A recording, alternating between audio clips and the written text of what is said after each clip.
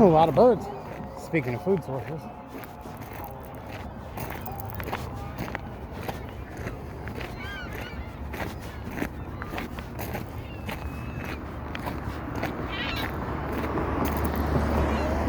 You can see that one's pregnant.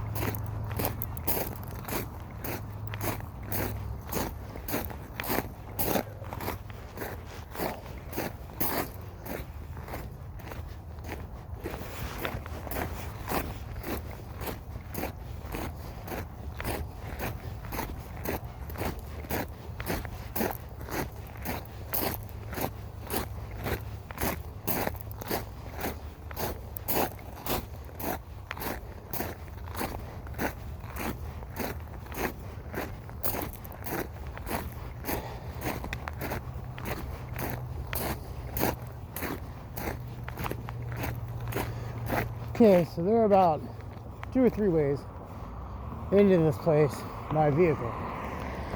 There's an endless amount by foot, depending on how much crap you want to crawl through.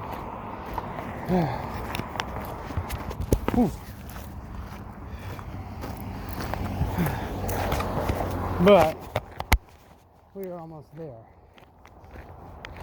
This is 5203 Columbia Park Trail at the moment.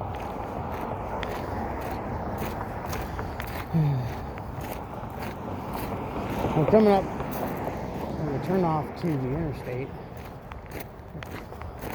which is right here, forward and to the right. There's someone who lives out of their van over there. You can see they're enjoying the scenery. What we are going to do is we're going to go straight forward, and just before the barricades, depending on traffic, we're going to duck off into the woods, which is typically where I would exit this spot. Very rarely did I go in that way. Then I'm going to stop,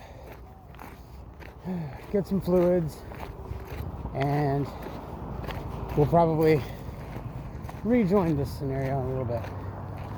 The issue is there's only a bike lane, not a walk lane. So I'm probably going to be jogging to get to where I need to be because I don't want to get hit by a car. So we're going to jog. This is a pretty normal turn off and turn on the interstate. I'm not running for anyone unless I have to.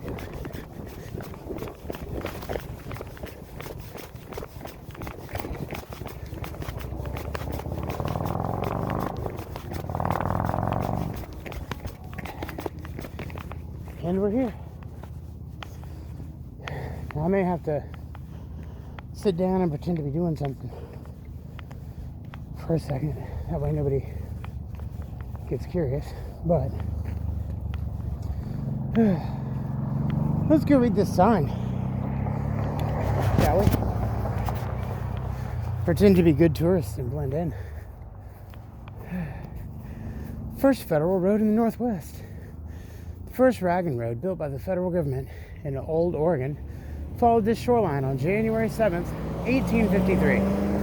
Congress passed an act for construction of military roads in Oregon Territory. Jefferson Davis, Secretary of the War, then issued instructions to Captain George B.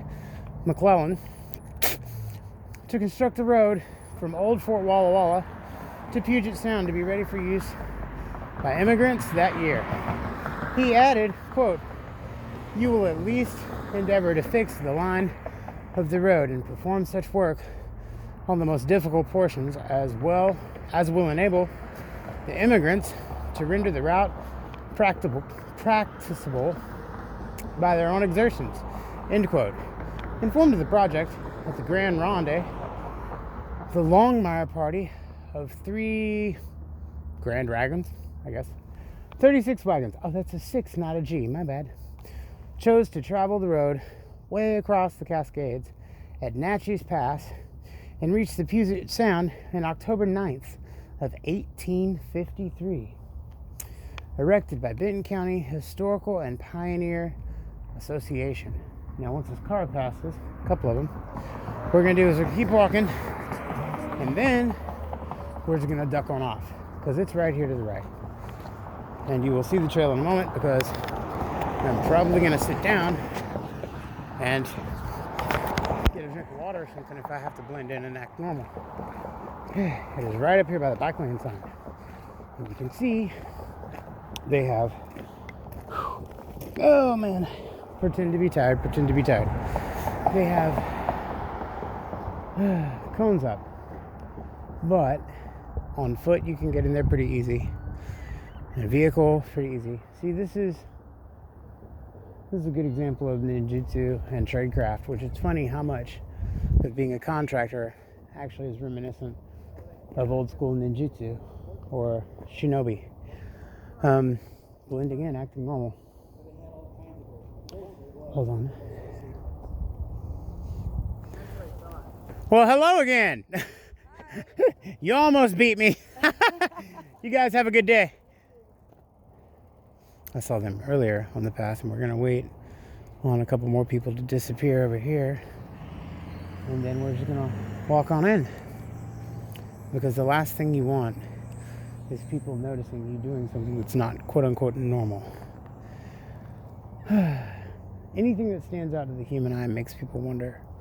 And in times of duress and stress, and right now, quote-unquote, global pandemic, which is the term they use, people pay attention to anything that doesn't fit the narrative they've been taught or what they believe. There are 2 women getting into a car over there, and there is a red car, a penis car as I call it, it's a Chevy Camaro, coming from the right with another one behind it. So what we're going to do is we're going to sit here, I'm going to relax, wipe some sweat off my brow and pretend to be fucking overheated. And that way, nobody asks questions. And I'm just going to pretend to take in the scenery. There's some Canadian geese over there, there's the river. A lot of people just driving by enjoying the day. It's a really nice day. I mean, undoubtedly a gorgeous day. Someone just looked at me for a minute because I'm sitting here, which again is slightly out of the norm, but it's a place to park my tush. After this minivan, we're gonna duck in real quick like.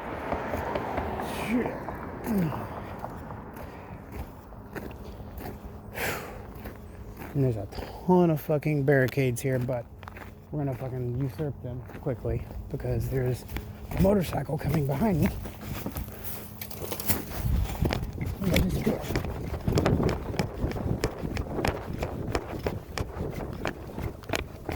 And just like that, we're off the path where no one can see us. This is where I used to bring my Blazer, and I would back it into there as far as it would go. Now, this is actually a road that the Rangers and stuff use, where I would back it into there. We're gonna go this way a little bit because it's actually a hiking trail, believe it or not. A lot of people don't use this trail, but you can see there's a maintenance road here. There's also plenty of spots where homeless people stay back here. I was one of the homeless people fortunate enough to have a vehicle at the time. Which in the future, when I get my new, well, not my new vehicle, when I get my Crown Vic back, I may come back here again.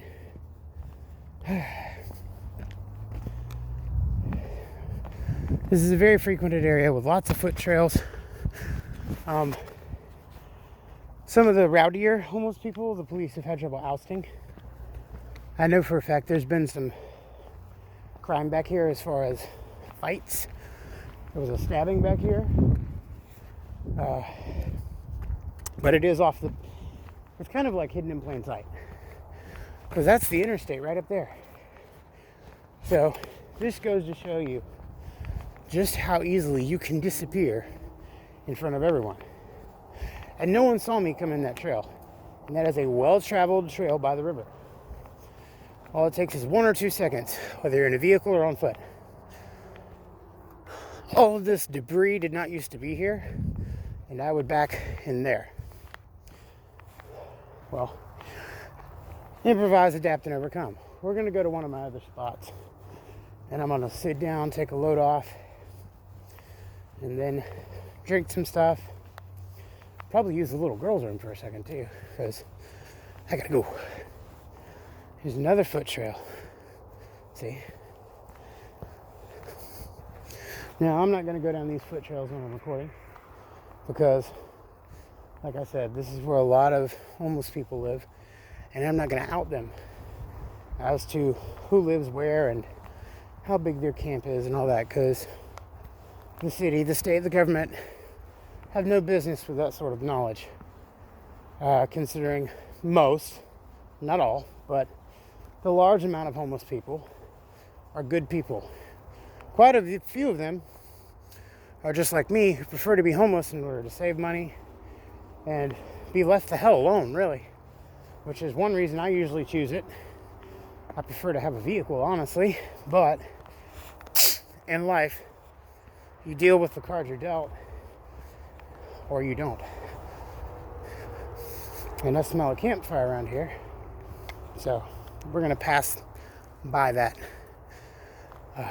But here's the foot trail.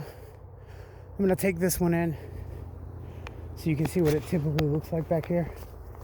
You can see it's cleared out, but you'd have to want to come down here. You're not gonna accidentally stumble on this. Again, this is the type of thing people don't look for, they don't pay attention to, and they don't think about. This is one of the spots where homeless people tend to stay. And literally, right through there is the road. So if you're quiet, no one will know. We're gonna go down here, that way we're a little more hidden. And soon, I'm gonna get a tarp. I'm going to come and show you guys how to disappear in this area. See this? You can tell people have been here. Someone likes their porn in their beer, which can't really blame them. All right. I will be back on in a few minutes.